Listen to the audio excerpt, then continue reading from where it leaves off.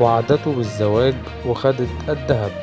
الداخلية تكشف ملابسات مقتل سيدة في بركة السبع بالمنوفية. نجحت الأجهزة الأمنية في كشف ملابسات وقعة مقتل إحدى السيدات في بركة السبع بالمنوفية وضبط مرتكب الواقعة.